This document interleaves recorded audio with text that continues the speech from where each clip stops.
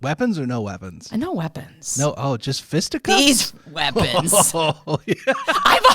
I've always said I've never actually been in a fist fight, but I have got enough spunk. Yeah. I think I'd do just fine. Oh, yeah. You'd be bobbing and weaving. You seem hard to catch.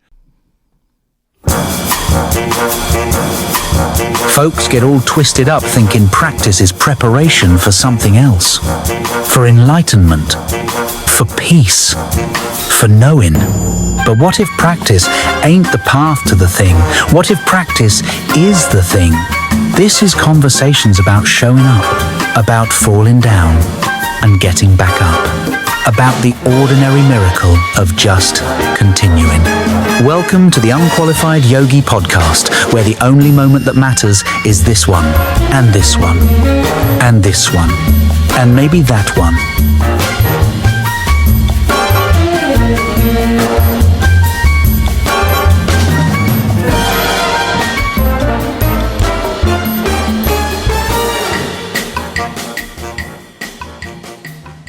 Roxanne, this is it. We're doing it. Episode 0. I love it. I'm so excited. Where do you want to begin? From the very beginning. All right. You were born, then what? I was born and started doing yoga about 1.5 years old. Ooh, yeah. You were super flexible then. Just kidding.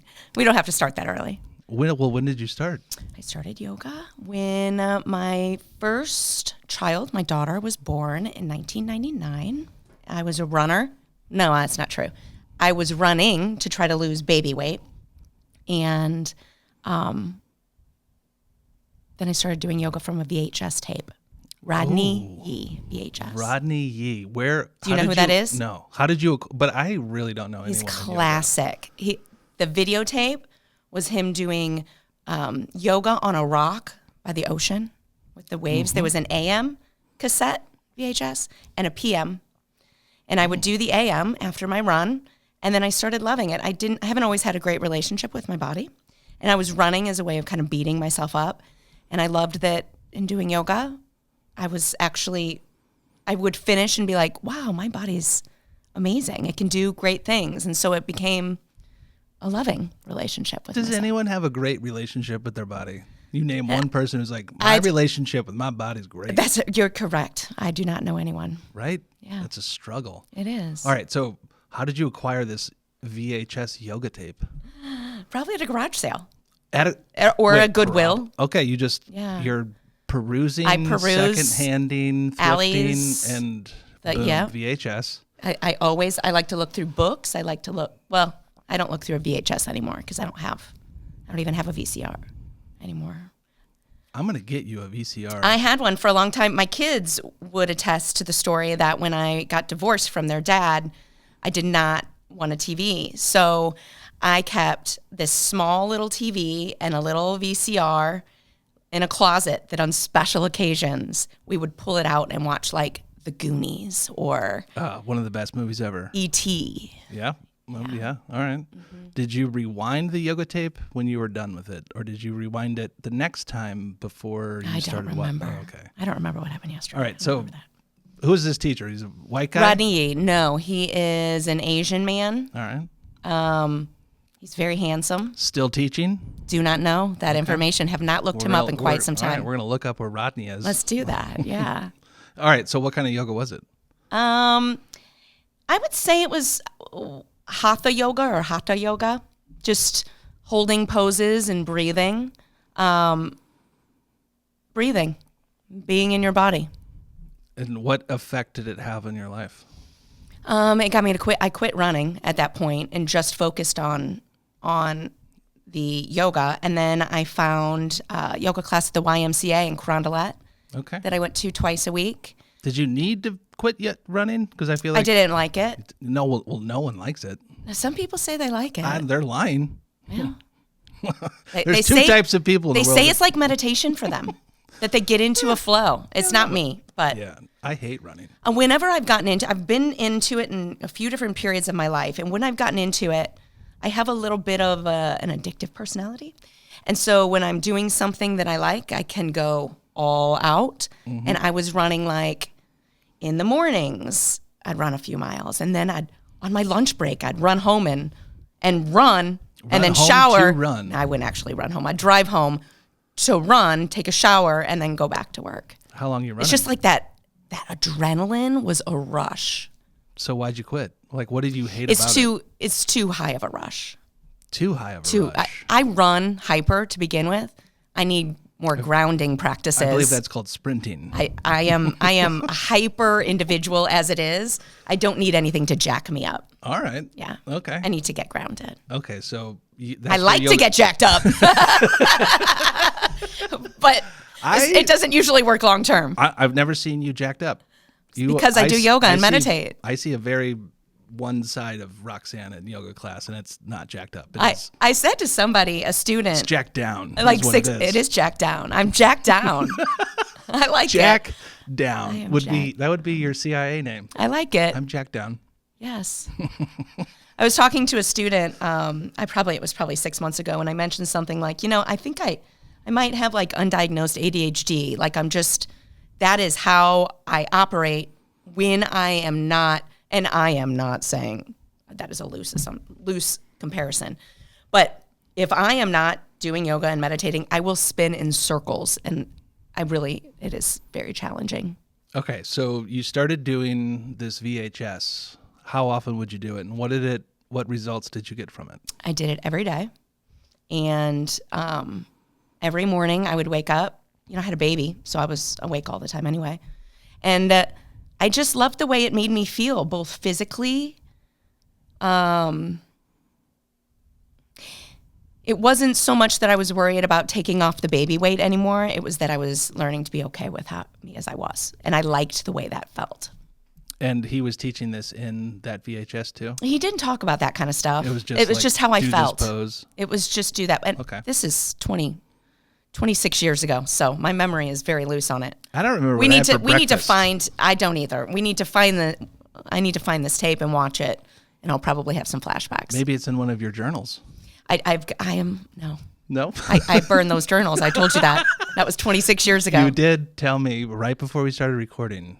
I was told that you journal. I was like, yeah, hell yeah. You must have a lot of journals. Nope, she burns them. I do. Is it like ceremoniously? Do you like? Well, it started, I burned I was saving them, and I burned them all at once, and it did feel really freeing, like I'm not holding on to my past anymore. And then each new one that I've done, I do burn as soon as I start a new one. How long does it take you to get through a whole journal?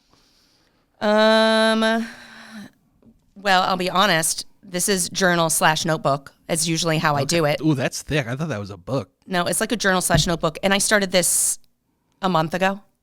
Oh. So I go through them pretty quick. That looks like 30. Yeah, I go through them 30-ish pages. All right, so we're going to get back to the journaling. Okay. That's going to be a recurring theme in this podcast. And we're going to get you journaling because you said you do not journal. Nope. I am now. Yeah. I'm going to start. Okay. Well, I'm a little worried about the words that are going to come out on that page. You can run them past me, and I'll let you know what they that's going to be incriminating. That's why you burn it. Just me and you. Oh. And I'll read them out loud on here. All right. Yeah. Okay. Yeah, it's good therapy for you. All right. So you're doing yoga. You're on this VHS tape. You're feeling better about yourself. Yes. What happens next? Well, again, I was a new mom, so it's all kind of a blur. But I do remember going to the YMCA and loving that. And it was a group setting and feeling that I loved, it was in the basement of the Y in Carondelet. And I remember looking around, and it was all different body shapes, all different ages, and I didn't feel like people were comparing themselves to each other, and I loved that. It's not a competitive thing. And I am very competitive, typically. If we'd play a game or do anything, I'm the no fun person. So for me to be able to do something where there was no element of comparison, competition, I loved that about the group classes. And the teacher was her name was Angela, and I don't remember if I ever even knew her last name, but I did yoga with her for probably 2-3 years in that basement. Okay, so 2-3 years at the Y. Yeah. And how did that have an effect on your life? I would say at that period, I was raising children. I had some postpartum stuff that I struggled with. So I was struggling with depression.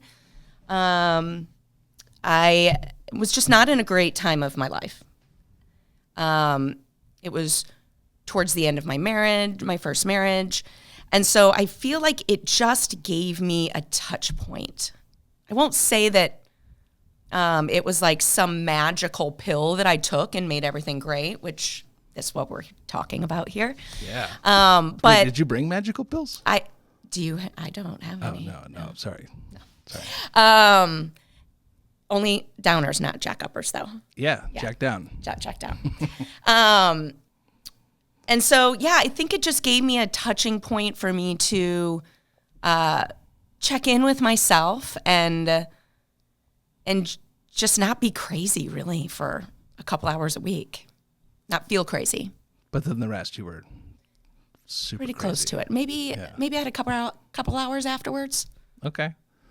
All right. So then let's fast forward to you becoming a teacher, because it's not too far. Well, there's past a little that. bit between that time. I had gotten divorced, and I had moved into an apartment with my 2 kids, and I all of a sudden had more time because my kids were with their dad half of the time, and I didn't know what to do with myself. Isn't that the best part of divorce? Only having kids half the time? It is. I mean, what a treat. It's great. And What a because treat. then every time I'd see my kids and they saw me, we were like so happy to see each other. Yeah. Whereas I had been a stay-at-home mom. And not that I wasn't always delighted to be around them, of course, but there's redundancy that happens, and you can take each other for granted. It is terrible all the time.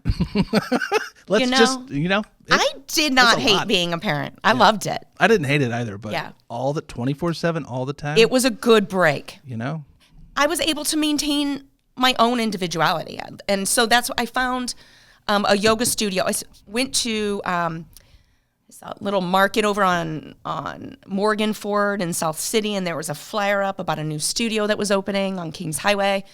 And so I went there, and I remember my first class feeling like, as I walked in there, super intimidated, because I had only been doing VHS tapes in the Y, and I felt like this was an elite club that I had no business being in. I was wearing pajamas because I didn't know what you wore. I thought they'd be having some secret language.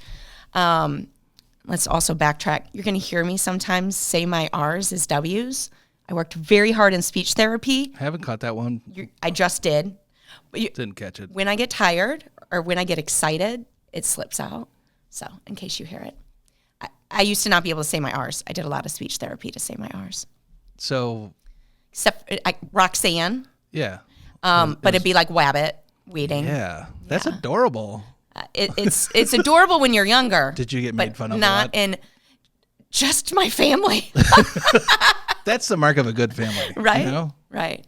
And I'm probably exaggerating, because really, if I was walking around, talking about was constantly, so I think it was just slight. But anyway, you're going to hear it sometimes. I digress. Anyway, I loved this class, and the teacher was amazing. She does not teach anymore, I don't think, but she was a great teacher. So I did that for a while, and then that's where I went through my teacher training, and I started teaching from there. So I was certified to teach in 2010. What was from what you can remember, what was your teacher training like back then? Because it varies greatly. Yeah, I got really lucky. Mine was really, I guess I don't know. I only know what I've heard other people say that they've had in theirs, because I've only done the one, so I don't know anything to compare it against. But I feel like we were all, well, I can't speak for anybody else. I can speak for myself. I feel like it was so much information that I couldn't get enough. And instead of at the end of the day, me feeling like, oh my God, I can't wait for this teacher to stop talking, I wanted more. Like, he was just so engaging and so interesting. The people that I was doing the training with were people I had been practicing next to, so we already knew each other. It was a very close community. So it was great. I had been engaged. I was in my engagement fell apart during that teacher training, and I was held in so much love through that. It was awesome.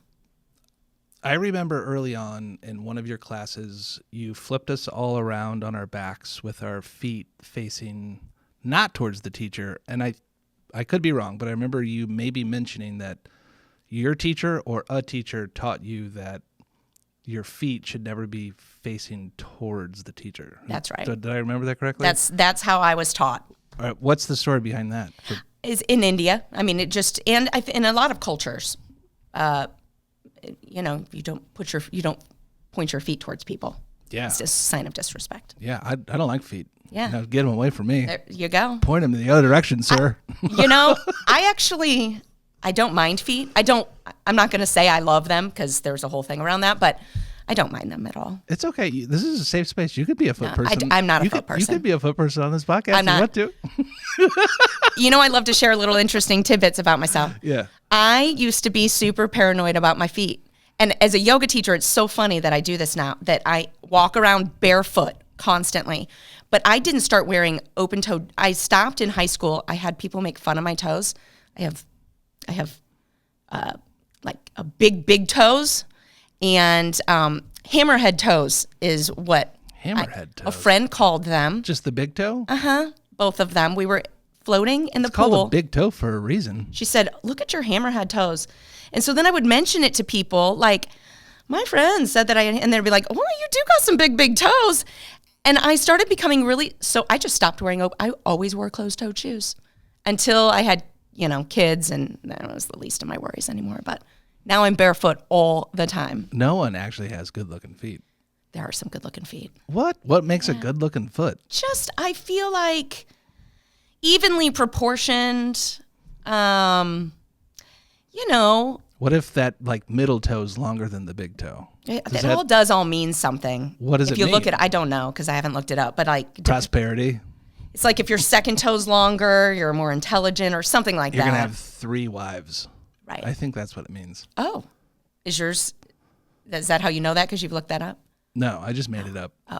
I'm going to be making up a lot of facts. Okay, great. That's what I do most of the time. Right?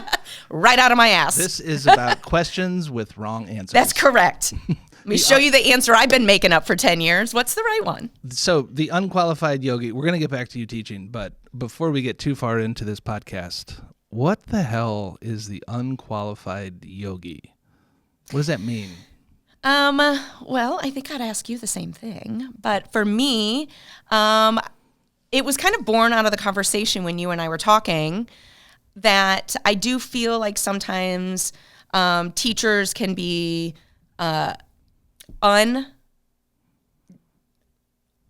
unduly put on pedestals as some sort of, and I think I used the word guru, not that anyone has ever called me their guru, seriously.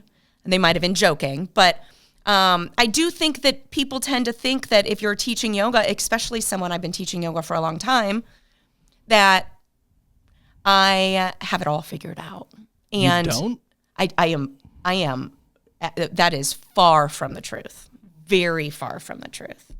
Yes. They say the people that have it the most figured out are the people that admit that they don't have anything figured out. I lean into that rationalization. Right? Yeah. Oh. Yeah. So you're not someone who spends really, would it be safe to say you spend no time online? No, that's not true. It's not? Okay. No, I do not do social media. You are. That's what I mean. What's it called? Instagram? The Instagram. No Instagram account. Instagram, Facebook. Now, for a period of time, in full disclosure, I did have both under secret names. What primarily. Was the photo? Was it a photo? No photos. No? Okay. Primarily just because people would send stuff to me and I couldn't open it. Now I can open stuff without having anything. But I found myself, even on those fake ones, looking at cat videos, scrolling, doing the same thing. Doom scrolling, yeah. Yes. But not with anyone I knew because I didn't have the algorithm to whatever. I'd find myself in weird little corners. But anyway, no. I would say that primarily today I spend my time trying to not read the news as much as I read the news. I do like YouTube, and I have a nice algorithm set up on YouTube. Oh, well, Yeah. walk me through what's being served up to you on YouTube. You know, a lot of yoga, meditation, Buddhism talks, cats, people falling. I think it's hilarious when there's those, remember America's Funniest Home Videos? I don't know if it's still around, but No, it's around I 24/7. love those things. That's what Instagram is. It's America's Funniest Home Videos 24/7. okay. I remember it feeling like it was a lot of ads. Oh, it is a lot of ads too. So Yeah. ads and people falling. But honestly, I'm getting served up they get me good. Like those masks that I sent you Yeah. the other day. It was 7 a.m. I wake up, I get served those. Yep. Hell yeah, I'm buying these masks. I totally I remember don't that. know what I'm going to do with them. Totally remember that. I would have a conversation with someone. I like your shoes. And they would say, oh, yeah, these are such and such and such and such. And I would get on my phone and I'd have an ad for that. Isn't that kind of nice though? A little bit. It was nice, yeah. Yeah. But also, alarming. All right, so you're on YouTube, I am on YouTube. but you don't want people following you on YouTube. You're not making videos. You just got an account I just have a, yes. just to peruse. Oh, and I'm going to have to tube. change my name now that I've got this going in case you can find me.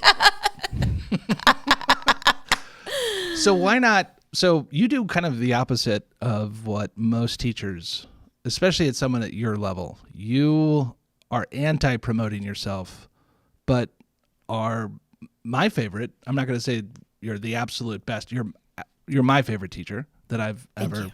studied, practiced under. There you go. And you don't put yourself out there, and your classes are always full, and they're the best. Thank you. So why is that?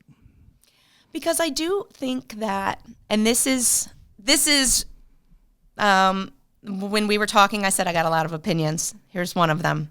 And it's not proven, and a lot of people would disagree. But I do kind of feel like this idea that you have to be able to be on social media to be successful if you're working with people. I feel like it's just one of those stories that we've been fed. And we have so many stories that we assume to be true, that we live our lives as truths, and I just don't think it's true. And I think that because I don't think it's true, I don't feel like I'm lacking something. And I also do feel like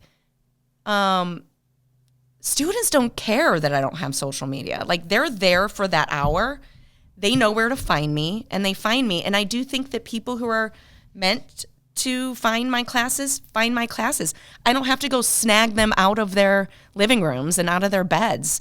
If they're meant to, Out of their beds? Have you ever snagged someone out of their bed? I haven't yet. Hey, But like that Here's not flyer was over. at that grocery store. I had to go find it. I do think that that's part of it is the search for, not just being talked into. That's not going to work.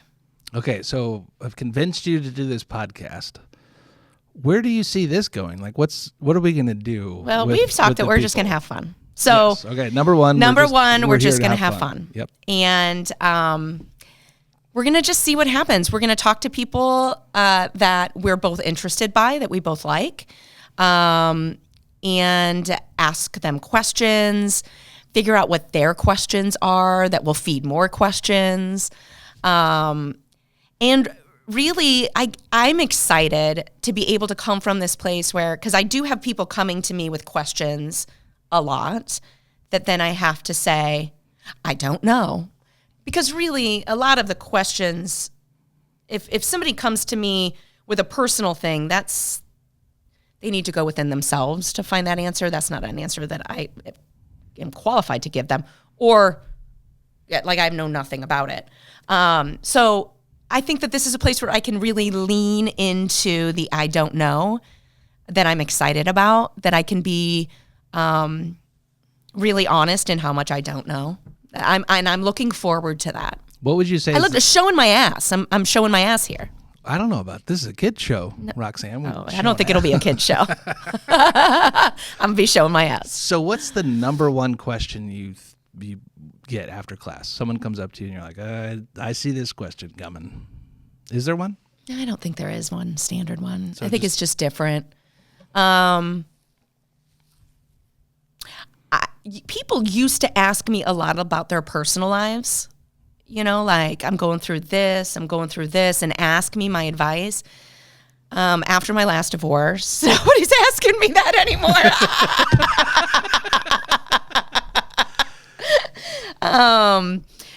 Because I was never qualified to answer that anyway.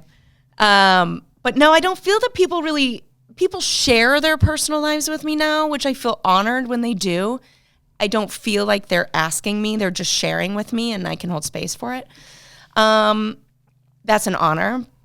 The question is probably alignment driven on poses. Sometimes people will ask me, you know, I've got a pain right here in my low back. What does that mean? And I remind them that the training for a teacher training and the training for a doctor are two very different things. And I really try to stay in my lane on that.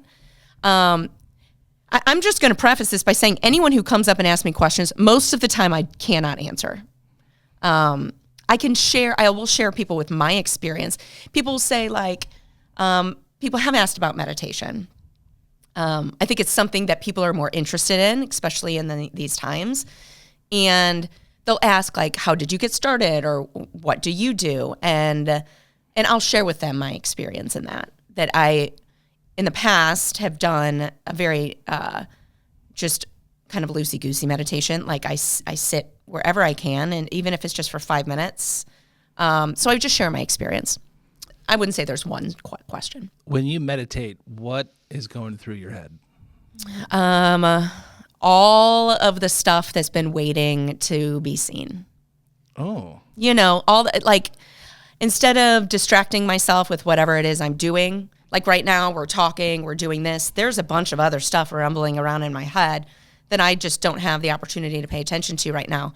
When I sit in meditation, all of that stuff is going to present itself.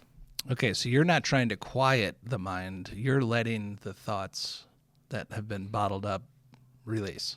I just let what's there be there, and I don't have to. I don't hold my attention to it unless it's more of like a contemplative type practice. But really, yeah, I notice, but I don't. In the same way that, you know, and I've never done this, but let's say you have the TV on and you're on your phone at the same time. Never once? Never done it. You never YouTubed and TV'd? There's the first. Girl, there's the first lie. Girl, no, I have done this. All right. This is why I'm using it as an example. Yeah. So let's say I'm on my phone, or even just texting or doing whatever, and I'll have the TV on. I know that there's something there, but I'm not paying attention to it. That is, like, I know there's thoughts coming up, but I'm not fixated on them. I'm just letting them come up and release. And I notice thoughts, but I don't cling to them. My practice is to not cling to them. Right? Of course I cling to them. Oh yeah. But yes. How could you not? And some days it's easy, and some days. Who's coming up with these thoughts in our heads? You know, sometimes the thoughts I have, I'm like, where the fuck did that come from? What? Why? Do you know? No, it's weird. Yeah. I just try to be like, okay, that aliens. Was interesting. Aliens. Yeah, do you believe in aliens? I do. All right, what kind? All of them. All of them? Do you think they're on Earth right now? Sure. How long have they been here? I could be one. You definitely probably are one. You know what I thought of the other day? I probably wouldn't be journaling if I was an alien. So aliens can die, right? Do you believe aliens die? I don't know. I don't know that I've thought about them passing away. So I recently was like, okay, yeah. Aliens could die, which means aliens could have ghosts. So now there's alien ghosts. A whole nother level. Well, where do their alien bodies go when they die then? Why aren't we fight? I don't know about that. I don't know. Oh, well, we're not seeing them already, so why would we see them when they were? Do aliens go to the same heaven if you believe in heaven? Do they have their own heaven? Another dimension? I don't know. Do you believe in heaven? I believe, yeah. Actually, yeah. I'm not religious. Yeah. Raised Catholic. But I believe we go somewhere and then stay there for a time and then can choose to get back into a line. We get in a line, and then maybe based off of what we did in the previous life, that kind of dictates what we're going to do next time. But I believe you have some say in it, but then you get sucked back in. You might be a tree. You might be an animal. Yeah. You might be another person. Reincarnated. Reincarnated, but no memory. But I believe when you die, you go back and you have all of your memories of everyone you've always been. And even your past lives. All of them. What's that time like after you die? Are you like, drinking beer and scrolling Instagram? You're catching up with people who are also in that same death realm period. And you're like, oh, where's Ralph? No, he's living still. Well, maybe I'll catch Ralph next time. And but you're you've done this so many times that, you haven't seen someone in a few thousand years, but there they are. Meeting people from all the other galaxies. You're like, oh, Michelle, what's up? Damn, what you been up to? I was a frog. How'd you die? Yeah. What was your death story? I don't know. I don't remember. No, I mean, that's could be, Yeah. Oh. Yeah. No, but if you die, you're going to remember, right? You're going to remember I all will of it. remember all my deaths. Yes. But right now, that's, Right. I mean, we only use like 3% of our brain, 8%. I don't know what it is. It's low though. Now that Mine's I'm probably even lower. I'm probably right there with you. But I try not to I don't want to overuse my, and again, this is my rationalization for why I don't remember anything. But I don't remember a lot of facts. I'm saving space for all the superpowers that I know are in there. Like, I am very interested by all the untapped potential that we have.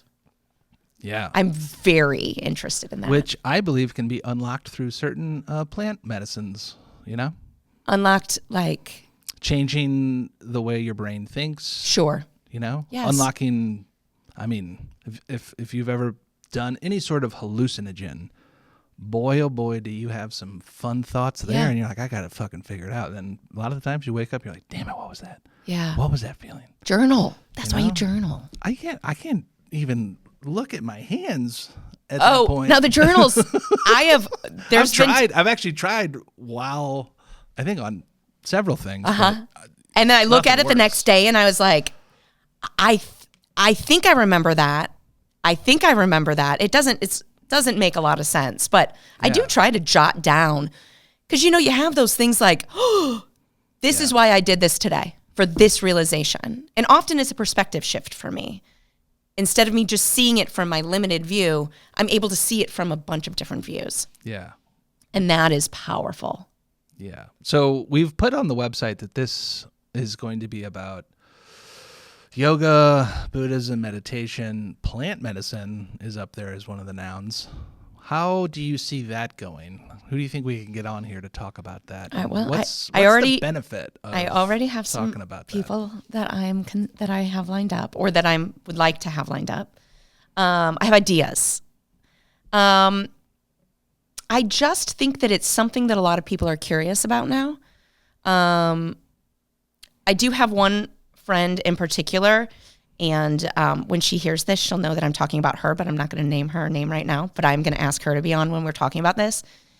She, had been just like in a phase of struggle, like we all go through, and did some microdosing. I don't even think she's ever done like a trip, but it did and whether that's psychosomatic, who knows, but it changed her experience of her day today. And I know that she stopped doing it now. Like she just kind of, and I could see it in the way that like she was interacting with people, the way that she came out of her shell. Like I've seen it. I've heard people's experiences about it.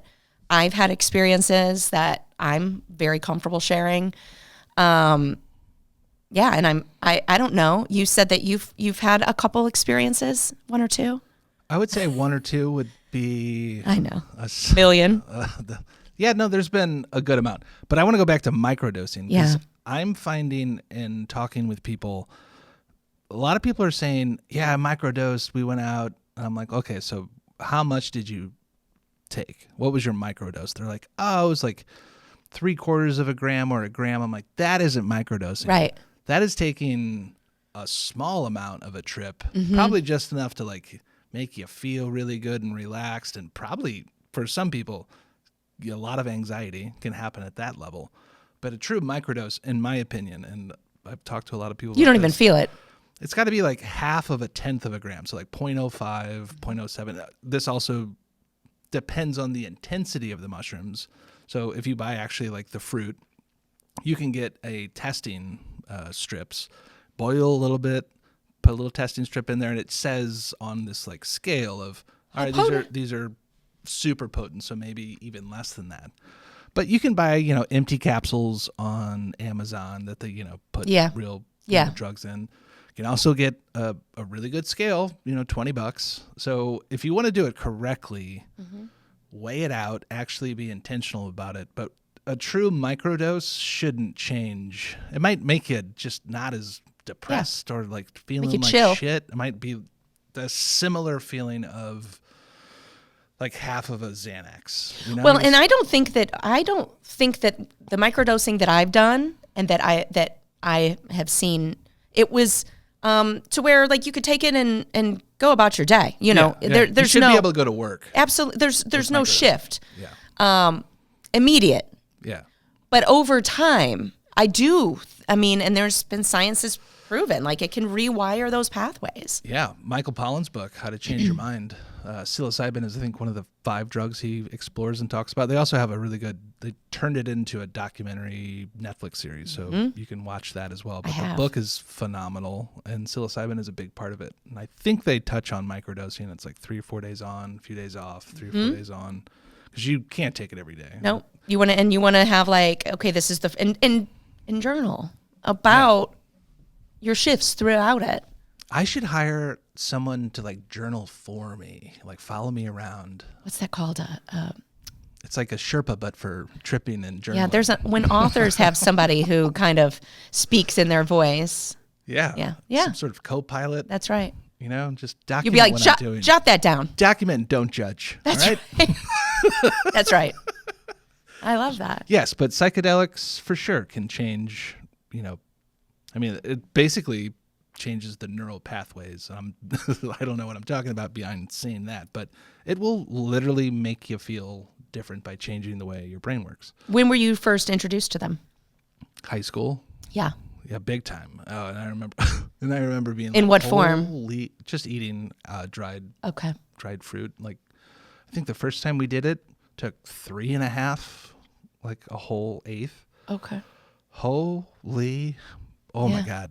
It was 8 to 10 hours panicking towards the end, being like, I can't go home. I can't see my parents. My eyes are as big as they could possibly be. And I remember getting introduced to, the first time I tripped, Pink Floyd, the whatever CD Metal is on. And that song changed my fucking whole outlook on life. And I was like, oh my fucking God.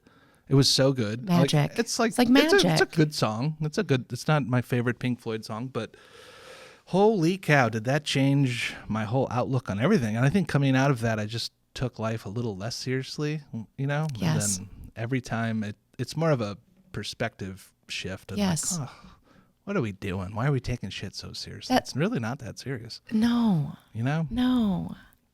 Yeah, it's not. That's it. That's it. What do I you love think, that. What do you take the most seriously in life? Like, what are you worried about the most? Oh, I try not to worry about what people think about me, but I still do. I hate to admit that, but I would say I was thinking negative about Roxanne. Oh, I would agree to disagree. They will not be on the show. Jealous? No. I just just think that, this is something that you won't hear me share a ton of like great lessons I feel have been passed on from my mother to me, but she did really instill in me, and I'm probably going to tear up in sharing this, but she lived her life this way too, that if everyone likes you all of the time, you're not being authentic. Yeah. That you're going to be some people's cup of tea and just as much as those people really like you, like I do feel like the people who like me, they love me. And the people who don't like me, I bring a bad taste to their mouth. And that's okay. And it doesn't mean that they're bad. It doesn't mean that I'm bad. It just means we're not each other's people. Yeah. At this point in our lives, like that can change too. If we all like the same stuff, how dull would that be? You know? Yes. But I do think that, so while I do worry about what people think, I try not to let it dictate my likes, my dislikes, my movements. It's a practice. Yeah. So how? But I don't want to be bland. Yeah. No one wants to be bland. No. How do you? All right. Let's say I'm bland. You're not bland. I need a 101 on how not to be bland. What's step one? Oh, to not be bland. I would say, tell me really honestly, something that really pisses you off, that might be controversial. Socks and sandals. Those piss you off? No, that was just the first thing I could think of. I was like, I do that. I do this thing where I try never to be serious or actually. Yeah, I do that too. You know, I use it's a coping give mechanism. you my real feelings. That's right. Well, this is going to be because I do that too. Oh, this seems serious. Let's make a joke. Honestly, I just try to think of either the worst possible thing I could think of just to get someone's reaction, or something I think would be funny. I do just too. An interruption of logical thinking. You know, and so I think that to be serious in that, if there's somebody that, you know, do they want to be bland? Like, if that is where somebody's comfort zone is, then they get to do that. If they're saying, like, how can I spice my life up a little bit more? It would be like, what lights you up? What excites you? And I think if you've been bland for a long time, you might not even know what that is. And when I say bland, I think that, like, for me, it's shown up in, you know, you can be in certain jobs or in certain relationships. I have been in certain jobs, in certain relationships where I probably kept parts of myself a little more hidden because I didn't know if they would be accepted. And then I did that for so long that those parts almost got forgotten. And so when I have reemerged and look like what does light me up, it takes me a minute to journal and figure out, like, what does light me up? What am I excited about? What do I want to do? I mean, I went country line dancing a couple months ago with some friends because I had said in a group setting, I want to do that. And, you know, we're hanging out in South City at a gathering. And there were people there that were like, I'll do that with you. That sounds fun. And we went and did it. And it was a blast. What was the name of the dance, the line dance specifically? Do you know? We went to some bar out in Wildwood that was like, they give free lessons on Tuesday or Thursday nights. It's a blast. Yeah, yeah. It was a lot. Do you own a pair of cowboy boots? I do not. And I was a little tore up about that going out there. We're going to get you some. But, you know, I don't think that the boots would have made me look like I fit in there any better. No, the boots give you energy to do things that you probably wouldn't without those boots. I was having a good time. I think you get a plus 12% increase in your ability to do country, to spin on those shoes. Just country shit. Yeah. You know? You got those boots on? So, you know, here's another thing. I really am not a consumer, and I don't like to buy things that don't need to be bought. Cowboy boots, it's a cute accessory, but I did just fine without them. You know, you can get them secondhand. Yes. What size shoe are you? Do I want secondhand cowboy boots? Do you not want secondhand cowboy boots? I'd have to wear socks, but yes. That's the real question. Yeah. Okay, now we're going to travel back in time to earlier in the podcast. Oh, yeah. You were a teacher, and you eventually owned your own studio in St. Louis called Yoga for Dummies, right? It was called Practicing Yoga, but close. Where did I get Yoga for Dummies? I don't know. Oh, okay. I think there's a line of books that practicing. Yeah, practicing yoga. Those are my favorite books. Yeah, yeah. I've read a couple. I have the whole volume. What's your favorite dummy? A baking pie for dummies. Oh. It's not like cooking where you can just improvise. Baking? No, improvise. You can't improvise with baking. I don't know the last one that I've even read. It's a total mess. Yeah. No, you cannot. It's very specific. It's scientific. Yeah. Okay. Practicing yoga. Yep. Practicing yoga was the name Practicing, of the studio. yeah. I'll get it right. I'll Yeah. get it right eventually. And that was born out of because I was in the process of starting a clothing line What? called Practicing Wear. In my head, I imagined a world where people wore their vulnerabilities on their shirts. So like, I'm practicing patience. So then, if you cut me off and I give you the evil stink eye, but you look down and you see my shirt and you're like, well, she's trying. Well, all right. So what's on these shirts? Practicing patience, practicing compassion, practicing self-love. There was 5 that I had wanted to do. And I was meeting with somebody here in town to help create the design of them and the whole thing. Wait, do we have any prototypes out there in the I've wild? gotten rid of them since. Oh, so they're... Maybe. I might still have one. If anyone listening has any of those... Oh, I didn't we give would them like to anyone. I only wore them myself. They had not gone to market yet. Well, they have to be somewhere. Unless they I probably were have a burned. photo of myself in one because I wore them a lot. What font did you use? Since I wasn't the person making it, I don't know, but it was some sort of script. It looked like cursive a bit, and it went upwards on the shirt. Okay. And I really was like, it's just a way for not only for us to be vulnerable, but also for us, like, because people piss me off. And it's important for me to remember they're going through something too. Like, everybody's working on something, and it just might not be the exact same thing I want them to at that time. What's the closest you've ever gotten to chopping someone in the neck? Oh, there was a period of time, and this was Yesterday. this was before yoga. Okay. Yeah. I'm not going to say yoga stopped this, Oh, yeah. but Those thoughts I don't found stop. yoga when after I had my daughter, and that's when I also quit working. I was a stay-at-home mom, and so we sold a car so that I would be able to stay at home. So I didn't have a car during the day unless we drove him to work, and then came home and used it. So anyway, when I was driving my car to and from work, I used to be a major road rager. I didn't see that coming. Oh, Wow. I drove a little shitty Volkswagen Golf.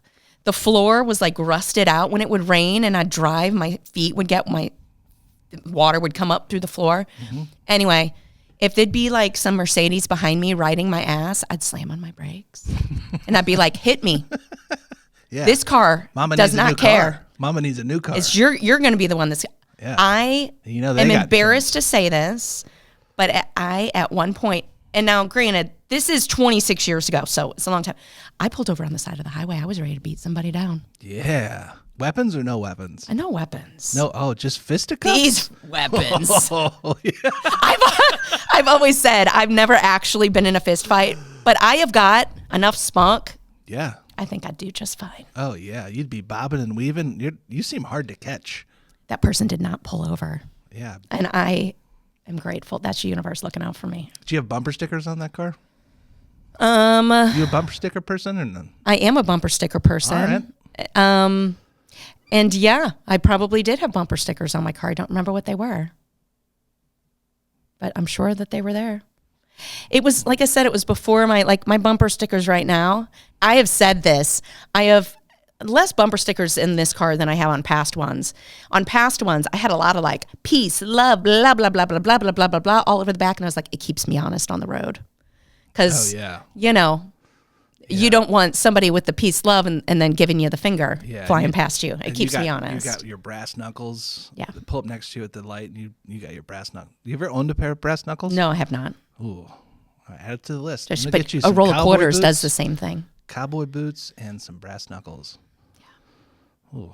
You'd be unstoppable. I have, and I've told people this story before, that when I even first started teaching yoga, I was working full time, and I would race from my work to get to the studio to teach a class.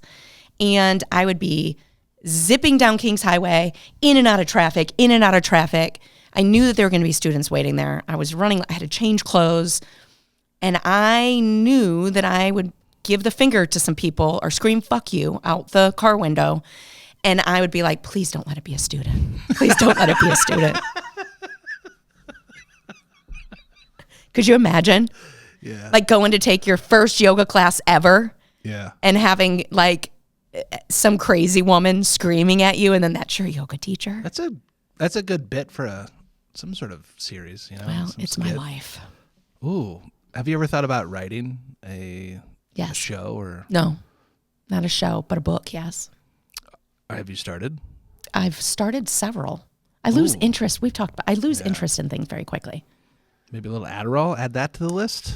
Adderall, I have tried it, and it jacks me up.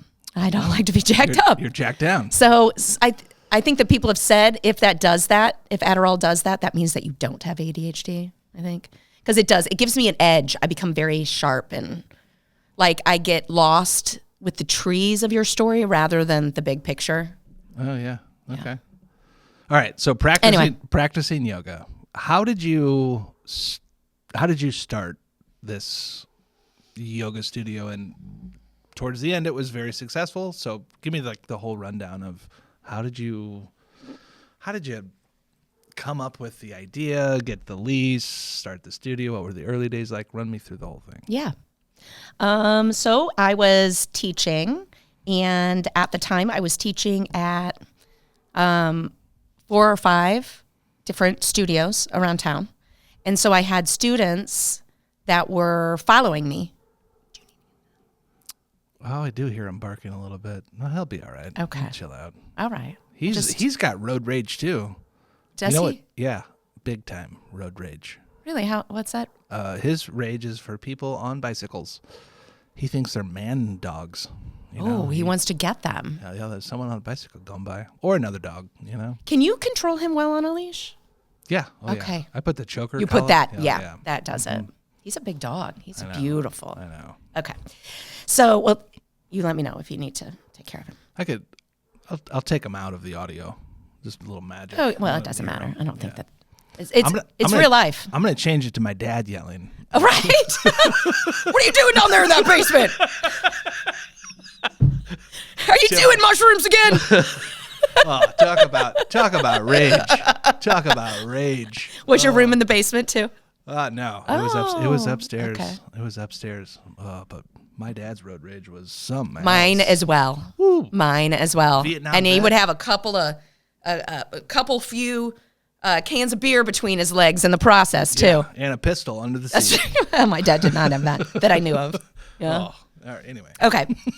back I to digress. peaceful. So yeah, peaceful yoga studio. So there were students that it'll be interesting to see how many people come to my class after they hear all these crazy ass stories about me. I might double in size.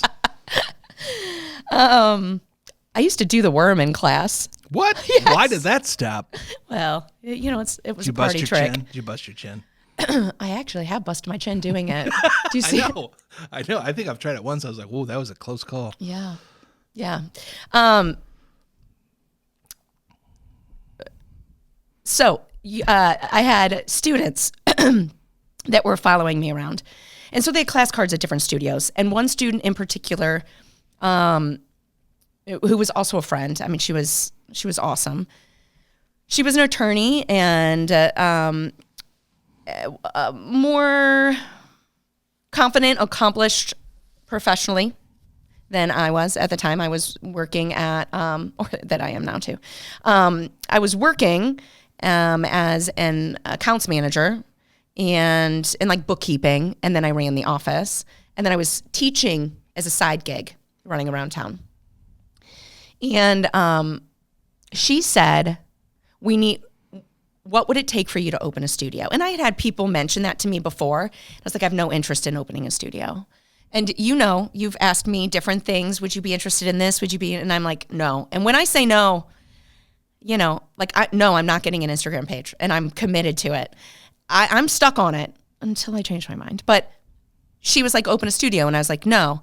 And, and other people would mention it. She eventually said, what would it take for us to get you to open a studio? What is it that you're scared of? And I was like, well, I don't have the money to do it, for one.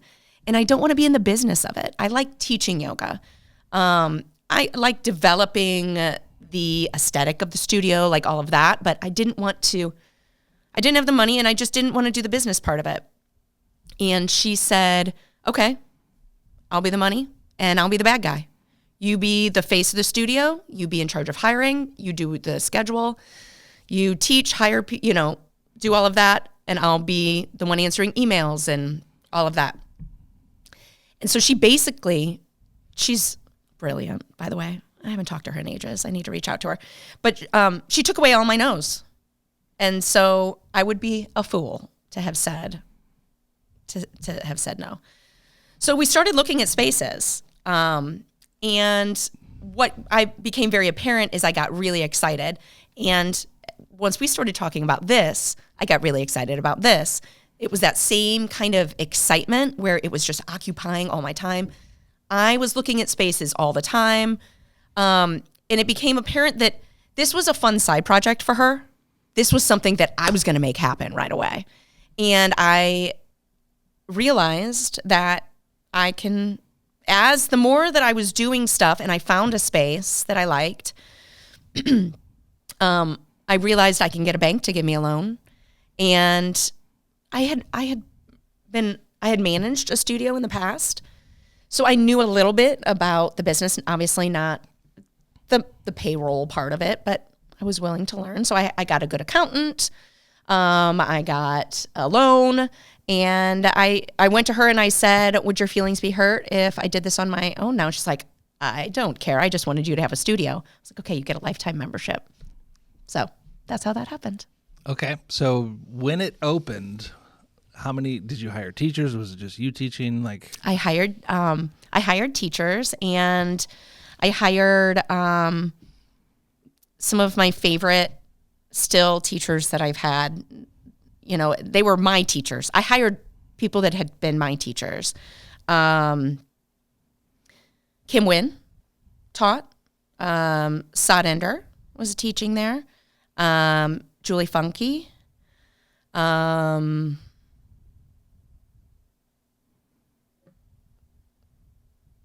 And I think I'm missing one more, but it was a very small crew. But it was teachers that, like, if I could put those three on the schedule, like, people were coming, and it was great. People came. So 7 days a week, all day long, or was 7 days a week, morning then afternoon? It was a smaller schedule. We had on a weekend, Saturdays, Sundays, maybe 3-4 classes a day, and then probably 3. And then during the weekdays, anywhere probably around 5. So it's pretty well known that it's really hard to run a profitable studio. Mm-hmm. Why do you think that is? Well, I think there's a lot of different reasons.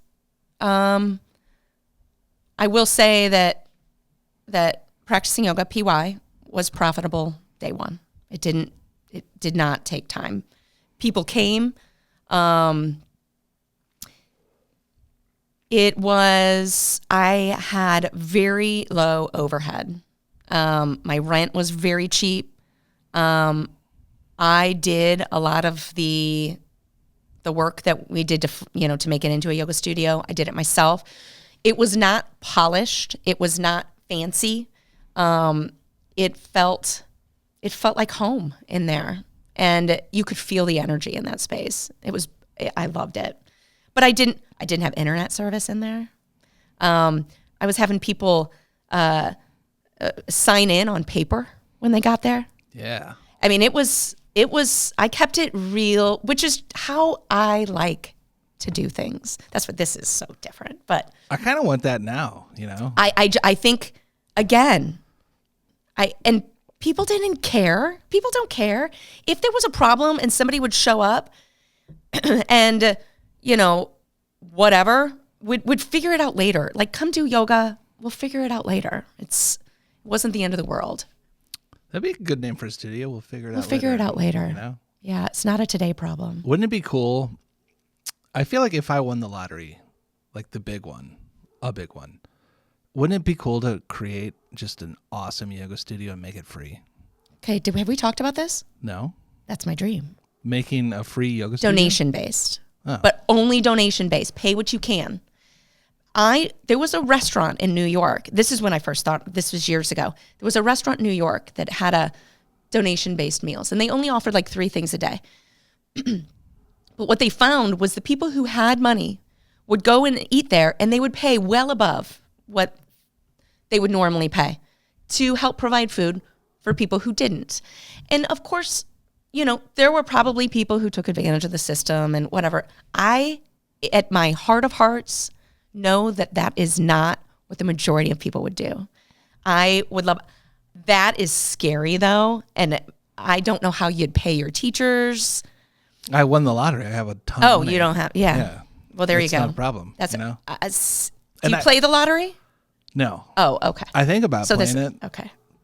It's going to be hard to win the lottery when I don't play That's the right. lottery. I think more realistic. Like, I would like to do it in realistic. I have bought tickets a few times, and then like I completely, like I've found them like years later, and like they're expired. So even if I'd had one, yeah, I wouldn't have won because it would have been expired. That would have been the worst. Yeah. Oh. If you found although, is there a time limit on it? Maybe you could cash it in later. No, it's I think a year or a year and a half. So even if you had anyway, I digress. So on this topic, there is a donation-based yoga studio in St. Louis on the north side, the Collective, which I would like to get some people. One of their 4 owners that started that, I would like to get one of them on here to talk to them about how they did that, since it's something that we're both interested in. So I don't know how they do things. You sign up online. Just show up in person. You sign up online. And you can just show up in person. See, I was thinking... I've always just shown up in person when I've gone there. I would make it free if you attended, I don't know, 5 or 6 classes a month. So like it was free, but you had to keep it going. Oh, okay. And then that would jack up like, maybe I lost. Because you can only have so many people going, right? Yeah. So... No, that's why you need like a warehouse. Oh, yeah. So I wouldn't do it like huge though. I would keep it small. It'd be very dojo-esque. Okay. I love the energy of a huge 40. What's huge to you though? Well, huge to me now is the max that we can have, which is I think 36 people is the biggest that we can do right now. I taught at Busch Stadium, and that was like, I think it was like at least 1,000 people. That energy was amazing. I've listened to podcasts, people in, on East Coast, West Coast, like those studios, and I've been to studios there. I've never been to one of these. They get like over 100 people in a classroom. Do you think that's too many? No. Okay. Never. 50. True Fusion is probably the most I've ever been to. That's I mean, 60. I think you have to go to one of the coasts too, to experience that. 100 people, and is it hot? I don't remember that, and I could be wrong, but I remember it being like not something that I could imagine. Yeah. I have no idea. I saw that Bikram work trip, that Bikram documentary, and there was easily 150, 200 people in those huge ass rooms, just sweating it out. Yes. With him up on the literal pedestal. Yeah. Somebody like massaging his feet and brushing his hair. Yeah, just barking orders. Yeah. Ugh. So did you ever study the Bikram style before, like while it was still called Bikram? No. I did it twice, and I do think it was called Bikram. So, but I wouldn't say I studied it. I did it twice, and I've had 2 children. I think it's kind of the similar. Like I did it once, and I very much disliked it. And then a couple of years later, another friend invited me, and I had kind of forgotten how bad it was. I'm like, I just need to hydrate properly this time. And it wasn't any better, but the teachers were so encouraging. I remember coming out and them being like, "You did a great job. You just need to keep coming back." I was like, I'm never coming back here. We have to pay him his dues. Right. But it's funny because now I think I actually would enjoy it because I do like hot rooms now, but I didn't then. How often do you go somewhere and practice yoga? Do you ever? I do. I would say it's sporadic. I go through moods. In the last week, I've taken 2 public classes. What sparked that? One of them was a student of mine that recently was certified to become a teacher, and I have been wanting to go support her and take one of her classes, so I did that on Saturday, and then earlier this week, I went to another mutual friend of ours. I went to take one of her classes, and she had been on my radar. I have a list of classes of people that I want to take class with, and I just haven't done it yet. So she was on my list, and I went, and it was delightful. So if you're listening right now, go to the unqualifiedyogi.com/ Roxanne, come to my classes, where you can fill out a form if you're a teacher. And I haven't built it yet, but now I'm going to have to go build this little request form. And do not hold your breath. Yeah. Yeah. But you can get on the list. Get on the list.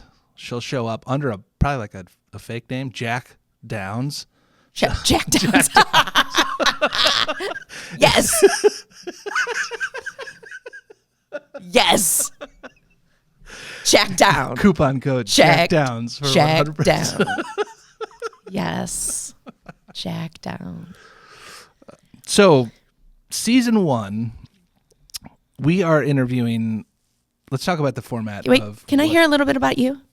Oh, that's not what this is about. Yeah, it is. I want to hear a little about you. I want to hear a little about you. Honestly, one thing that's really cool that I do want to say is I got a sponsor for this podcast, and we need to cut to commercial.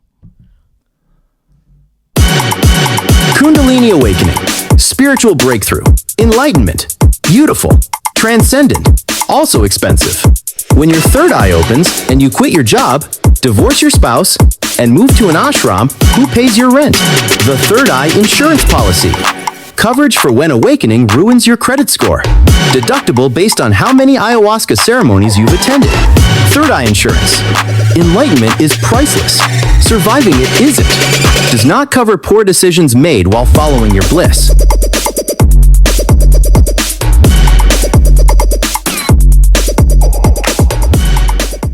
Just want to give a big shout out to Third Eye Insurance for sponsoring episode 0 of this podcast. And it's funny. I have had somebody say to me before, because I've done ayahuasca and I loved it. But, It was quite an experience. And I had somebody say to me, I want to, but I'm scared I'm going to quit my job and I can't. And that's what that commercial says. It's hilarious. Yeah. You just take out this insurance. Why can't you? That's right. You ever tried it? Yeah. It might be easier than you thought. Mm-hmm. What if it were easy? Right. I had someone tell me that once on a mushroom trip. He was just like, what if it were easy? I was like, oh, what? Yeah. What if it were easy? Anything. What if it were easy? One of my bumper stickers used to say, let it be easy. Little John Lennon yogi. I got that from a coffee house. Was it Rise that was on the Grove? Yeah. All right, so we were talking. We were talking about you. We were. What do you want to know? I want to know. Nobody wants to know about me. No, they do. You're hilarious. Thank you. You are. Let's first of all, this is you have done this before. This is not your first rodeo. Yeah. So one of the things that I did with ProEDU, which is a company that makes documentary-based education on artists, photographers mostly, but also retouchers, any visual artist. We've done some filmmakers here and there, but it's not like Masterclass. Started the same year as Masterclass, not nearly as successful, but I bootstrapped the whole thing. Started this company, zero money, took off kind of at the right time. This is, more than 11 years ago ish, kind of at the how do I find information online? Yeah. Especially, I was working as a commercial photographer at a studio here and had a really good opportunity, had a partner at the time who was a very well-established photographer, and started using what little, filmmaking skills that I had to make education about cool people. Mostly I was just tricking them because I wanted to figure out how to do what they did, and that was going to cost a lot of money, and I wasn't their assistant or anything, so I was doing it for me, really, and then got them to, sign away, a percentage in perpetuity. So I'd make these classes, put them online, and it just took off, and it just self-funded. So in doing so, I had a little bit of disposable income, and I thought, how cool would it be if we went to Puerto Rico, and I rented this whole compound, and I flew a bunch of people with tons of followers down, and we did podcast season 1. So for about a week, I rented this huge villa right outside of Rincon, and then, everyone that came down, there was about 10 or 15 people, and at the time they all had, anywhere from 10,000 to 100,000 followers on Instagram. Is that a lot? This is back in the heyday of when you shared something, it reached a lot of people. So it was strategic in getting them to be on the podcast because then I knew that they would share the podcast and I would essentially acquire part of their audience. Because these are all photographers and retouchers and commercial artists or producers, people working in the visual arts community, and just had an absolute blast. 5 days in a row, getting up in the morning, completely hungover from the night before because we were in the hot tub till 5 a.m. with 20 artists, half of which are on LSD, and got up and did it and interviewed people and had really no plan whatsoever. Didn't know what we were doing, and it was organic. It took off. And it was really cool just to sit down with really no plan and just interview people. So did that, and I haven't done it in a few years, but I got to the point where there's probably at least 150 episodes online, Spotify. That's awesome. It was a blast. So it graduated to, I insist on doing it in person because this is way better than calling someone and doing it. I could have done a lot more, but part of what I wanted to do was it's got to be in person. Well, that's really expensive to be traveling around to get one by one. So there's two, there used to be two, now there's just one, and that one's dying. So conventions are dying, in-person conventions where you go. They're pretty much dying. So there's one in New York, there's one in Vegas. The one in New York used to be the biggest. I was like, let's just go to these conventions where everyone's there already talking. And we'd rent a really nice hotel room, usually a huge penthouse. And I would fill the bathtub up with High Life and PBR and just wine. And for 5 straight days, we would just have one of my employees bring an art. Everyone would be pre-booked. They would come up to the hotel room, and we would just record these podcasts. And eventually we started filming them. And eventually we started doing just more and more stuff. But eventually started getting sponsorships for every single season or episode. So then it became self-funded. But it was perfect because, one, I could learn more about someone. But it would kind of bring more people into, we're selling a digital product that's helpful. It would really kind of amplify what we were selling, which is really good education. Like a documentary based, how this person it was why. It was what we focused on, not how. Because you can go to YouTube for how. We really wanted to explore dummies. Why. So it's why does this person, it wasn't necessarily product photography, it was this person's approach to how and why, mostly why they make their decisions. And inspirational, not necessarily a how-to, but inspiration. Yeah. And it was great. We traveled the world. We've been to so many countries, filming these. We call them docutorials.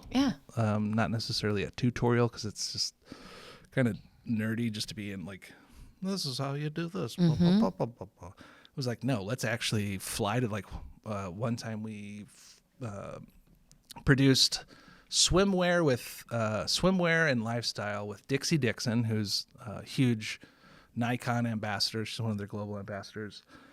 So in producing this, photo shoot with her, we're talking about where to do it, and it's like LA, maybe Miami, and it's super expensive. And I just remember zooming out on Airbnb and looking for a place in the world where we could get like a huge house near a beach with a hot tub. I remember with a hot tub. That was your check mark. And it was like under like $8,000 for like 2 weeks. And Sao Paulo came up. Okay. In Brazil. Yeah. And no, it was Florianopolis came up. And I was like, it was like $2,000 for like 2 weeks. And it came with a chef. And I looked up flights because at the time I had 15 or so employees and only bringing like 6 or so. I was like, okay, flights are cheap. And I had an intern who at the time, like a year before, just calls us, loves our stuff. He's in Brazil. He's like, I'm going to quit my job and I want to come live in your studio. And I was like, say less, son. Didn't even put too much into it. Met him in New York at the podcast that we were recording. I was like, this guy's fucking awesome. His name's Tomas. And so he had lived with us in our studio, just slept on the couch for a year, and then moved back to Brazil. He's a pretty famous photographer now. And he produced the whole thing for us. We probably spent 1/10 of the costs down in Brazil filming lifestyle swimwear with, Oh my beautiful gosh. Brazilians. Oh so my that's gosh. a class that we have with Dixie, who's an amazing photographer based out of Dallas. So that's essentially what we do. We'd find really cool people. Not necessarily teachers. Most of them weren't teachers. And we would dissect what makes you, you. And a lot of the time we didn't really know. We'd figure it out on the go. But then we'd just bring my team of employees that would film. I'd mostly hire filmmakers, like right out of film school. They loved filmmaking. They, filled in where I didn't know what the fuck I was talking about. Sounds horrible. Yeah. It was great. I did it for, the company still was around. Still manage it. And then? And it's still there. Like we still have thousands of when did you stop doing all the... I stopped making new content after COVID. Yeah. Actually kind of during COVID. COVID was a bit of a disaster. A lot of burnout. You couldn't fly to Brazil and host a party with couldn't a bunch fly of to people. Brazil, and I just found myself being stuck inside all the time. And I got to the point where also the online landscape is completely changing, and I don't know, revenue is down. We weren't able to necessarily afford these like huge shoots anymore, and I think so many people are making content online. Just a whole bunch of different reasons. But I've kind of put that on the wayside, and now work as a consultant for law firms, a PR firm, small businesses. Consulting them on? A lot of it is marketing and AI. So we're building a lot of software now. As soon as that started coming out, that got my full attention. Yeah. And I'm building a lot of, me and this other company that I own, I have a team of people, and we're building a lot of agentic-based workflows. So these are we're basically building entire, I would say departments that work alone and create content around the clock. It's really wild where we're going with AI. And we're only at the very beginning. We're in this agentic phase now. And we're going to get and in the next few years, we're going to be in this thing called organizational, which is you really only need one or two real human beings to run an entire company, and the whole thing can just run itself, which is scary. But then when we get to AGI, not AG1. That's listen, shout out to AG1. I have some in my fridge. I drink it every morning. Yeah. It's the only thing, I would say the only thing I do consistently. I do. Every day. I also take sea moss gel. I don't know what's sea moss gel. Something came up on YouTube. So they sell you on YouTube too. Oh yeah. Yeah. Oh, for sure. I don't know. It's supposed to be good for my gut. I take a spoonful every day. It's the AGX, the night stuff. Oh, I have seen that. I'll give you one after this. You can try it tonight. Okay. I sometimes have a hard time going to sleep. But you're not talking about AG1. You're talking about AGI. No, it's AGX. Oh, AGX. It's actually by, okay. It's actually by Athletic Greens, but it's for night. No. I'm talking about your job. Oh, about anyway, yeah. I digress. Okay. AI is going to kill us all. It's crazy. Listen to this podcast called AI 2027. Okay. We really got off on a tangent here, but I think it's important to understand what's happening or what could happen. So a lot of the the smartest people in the world, and these are like people that worked at OpenAI, people that are paid to think about like war game situations and like what could happen. They did this prediction back in like 2020 of where we would be, and for the most part, we're all exactly right of where we're at. Now they're doing it for 2027, which is now about 2029, but it's basically us against China, and who's going to get to, super intelligence first. And once we get to super intelligence, that can be used in so many malicious ways around the world. But basically, and this is kind of a spoiler of where this is going, but once we both get to this super intelligence, it's basically the United States and China. The super intelligence will find a way to communicate with one another and know that, we actually don't need these humans, and find a way to get us to broker a deal to create one level higher than us super intelligence. Oh, then we agree and basically say, oh, okay, China, we are going to create this hardware together. It's going to be for the good of the nation, the good of the world. And that's just a trick. And then the super intelligence basically gets rid of us through a virus, and they don't need us anymore. And they get rid of us because we're the ones destroying the world and destroying the environment. But basically, this is like every. Do you have a gas mask? I probably have like a funny one that doesn't work. That's a prop, but no, we're hosed. I have a real gas mask, and I just bought a charger, a solar powered charger for when the grid goes down. Oh, do you think the grid's going to go down? I get caught up in this stuff, and I just feel like if the grid's down, what do you need your phone for? You know, who you calling? Phone doesn't work. You, for us to do our podcast. Yeah. All right. We hook it up to a bunch of solar powered grids we put in the backyard. I do have those, yeah. Yeah. Sure. Then we can still put this out, and anybody else who has a charger can follow and listen. Okay. But I can find myself going down those rabbit holes for sure. Yeah. So we got 4 years left. Yeah. Let's party, you know? Yeah. 4 years is a long time. Conspiracies. I also like conspiracy stuff. Oh. Yeah. We better not take it to conspiracy land. Okay. This is going to be a non-political podcast. No, non-political. What else is this podcast not going to be? Non-political, non-know-it-all. No know-it-all energy.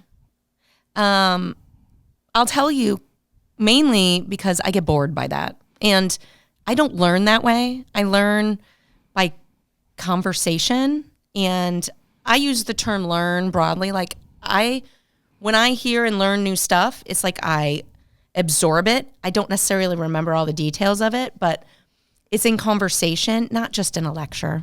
So no know-it-all energy. Yeah. I don't like it. How were you in school? I was a C student without trying much. The psychology behind that is the fear of if I really did try, maybe I wouldn't have done much better. Oh, interesting.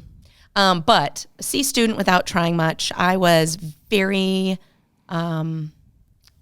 social, but it's funny, and I've talked with quite a few people who feel like they've relate with this. I had a group that I sat at the lunch table with in high school, but that I would also move around with other people as well, and I was kind of friendly with everyone, and not really close friends with too many. I had one really best friend for a period of time. There were four of us, but one really at the end, and I was nobody would have guessed it in my class, but like I was never invited to do anything on the weekends. I would invite myself places. I'd show up places that I had heard other people talking about. Nobody seemed to care I showed up, but they didn't think to invite me either. Yeah, I think I was just kind of a floater. I was friendly enough with everyone. Nobody disliked me, but I wasn't like, oh, we got to have Roxanne there. You're talking about high school, college? High school. College, I really just kind of showed up places too. I worked full time, went to school full time. I went to UMSL here. I used to go to the Pike House there all the time, hang out there. Is it still around? I don't know. The Pike House. Pike Kappa What went Alpha. down at the Pike House? All kinds of nonsense. I learned how to spit out a second floor window there, story window there. Is it different than spitting out of a first floor window? Yes, because I could start. Well, I don't know. I've never spit out a first floor window. But I have trouble. Well, we don't need to get into that anyway. But anyway, there's something about allowing it to drop that you can you get a feel of the spit that then you can. Yeah. I can't whistle. Anyway, so, and then the basement of the Pike House was where all the fun happened, and that was the dancing. That's where I spent a lot of time. Yes. Wait, you've never whistled? No, I can't whistle. Well, not with that attitude, you can't. I've tried a lot, and people have been like, if you just practice, and then people are like, when I've tried to practice around them, they're like, oh my God, I can't. Your mouth looks like a butthole. I mean, if anyone's mouth looks like a butthole. Yeah, I can't do it. It's okay. I'm okay with it. You know what? We all have different talents. Yeah. Yours is the super badass yoga teacher. Mine is, Getting in every pose like it's nothing. I like moving people with breath. It excites me. I love watching people drop in to the present moment, to their bodies. I mean, it's magic. Sometimes when you say we're going to be here for 2 breaths, I'm in like 9 breaths. Yeah. What am I doing wrong? I'm just out there panting, Yeah. That's the stereotype of the teacher. I got to follow along. I'm over here huffing like a dog. Yeah. Well, because you're working and I'm just walking around. They're my breaths. God damn it, 2 breaths? That's right. Oh, it's passing out here. Right. No, you're not. You're doing it right. Okay, so this first season. Yeah. About 10 episodes-ish? Who do we have in store for this first season? So names? Are we dropping names? Or are we just hinting? I would say hinting. Okay. As if they back out, then we look like a bunch of jerks. Okay. Or if they get hit by a bus. Okay, well that won't happen. Yeah. Hinting, we have someone that has two people that have open and closed studios already on that are one I know that is going to talk about that. The other, it's kind of just part of their story. I don't know they're going to mention it. We have a couple of students that are not teachers. One that has been a really long time student, and he's going to have a lot to offer. And as far as the journey through all of that and the ups and downs and all of that, long-term practitioner. And then the other one is a student and also has become a friend that had illness, injury that has pulled them away from the practice. And I actually don't know if they're doing it right now. I know that they had visited it again like 5-6 months ago for a while. But I'd love to hear about her journey. And I know that when she fell in love with yoga, like she hit the ground running, and it was really hard for her when she had to quit. And I'd like to hear about like how all of that. We have somebody who was a specific style of yoga teacher, that there was a certain documentary that came out that shed a lot of light on this specific style, and she has since stopped teaching that style, doesn't practice that style anymore. And can't wait to get her perspective on Oh, there's that. been so many yoga scandals. This could be all of them. Yeah. Yeah. Are you up to date on all the yoga scandal documentaries? I think I am. Oh, Yeah. You watched the most recent Kundalini one? Yes. Oh, we'll have to get into that in another episode. But wow, We will. boy, did I binge watch that. Yes. Breath of Fire. Is that what it was I called? think it's what it's called. Ooh, what an ending. We have we've got a teacher that has had quite a journey and stopped teaching for a while, came back to teaching, managed a studio, cut back to just one class a week. Like, I can't wait to hear about that journey. I'm really excited. What percentage of these guests would you say have been arrested? Arrested, myself included, or just the guests? Well, it's up to you. Have you been arrested, Gary? Oh, yeah. Yeah, me too.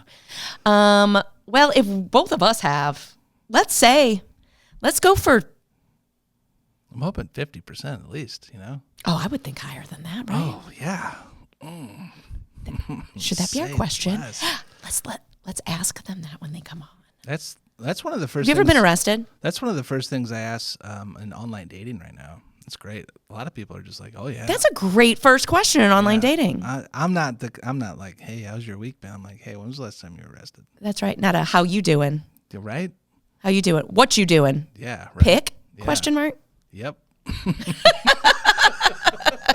Hey, girl. It really catches them off guard. It's like, "Oh shit, should I be honest?" You up?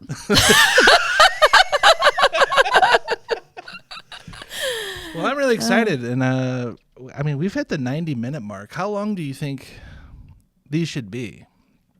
I think an hour. I think Okay. I think from my experience, I say that now just because I know that this was easy, and when we start talking with somebody else, it will be easy.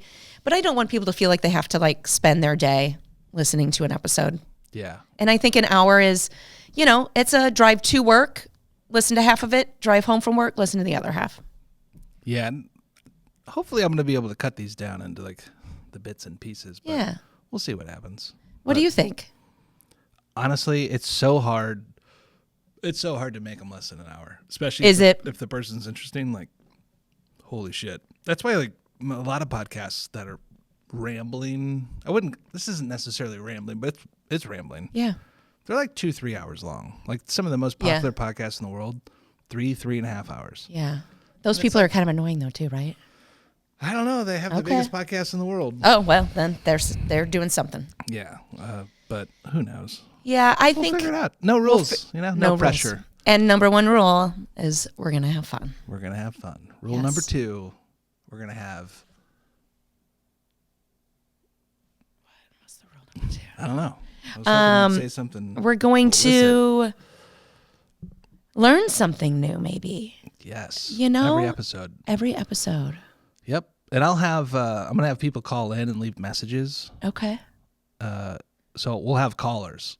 So if you want to, we'll have it set up. I'll have instructions set up. But basically throughout the session, even with our guests, we'll have someone call in. I'm going to play their question.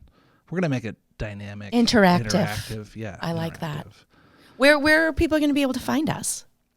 I believe it's, what was it? The undocumented yogi? No, you said it earlier. The unadulterated. No. What was it? Unmitigated. No. It was so funny. It was. and you said, "Oh, I like the name of it," and I said, "Yeah, because nobody can such and such me." Oh yeah. Where's my phone? Oh, I'm using it to record. Oh, I have mine over there. We'll figure it out. I'll ad-lib it in later. Okay, yeah. Yeah. Oh, I don't remember either. It was a good one. It's a little too late. This is a good name. It's the Unqualified Yogi. Unqualified Yogi. .com. And we're gonna do events. I would love that. Well, we're gonna do a kind of a launch. Yep. Sign up to the newsletter. Go to the unqualifiedyogi.com to sign up. Sign up for the newsletter. We'll email you when we have a secret location. This is a cult. This is, yeah. This is a cult. Yeah. So you're getting into a cult. There will be outfits. But what some people call a cult, I like to call a community. It's a community. Cult community. Yeah. Where love is a priority. I think that community is interactive, and when we have events, we'll be able to get to know each other. And I think that that's going to help us expand the kind of guests that we have on. That we're talking about yoga, but yoga, as we know, is everything. Yeah, it really is. Yeah. All right. I think on that note, we ready for the outro? Let's do the outro. Thanks, Thanks, listening. Gary. Yeah, thank you, Roxanne. This is great. And thanks for listening.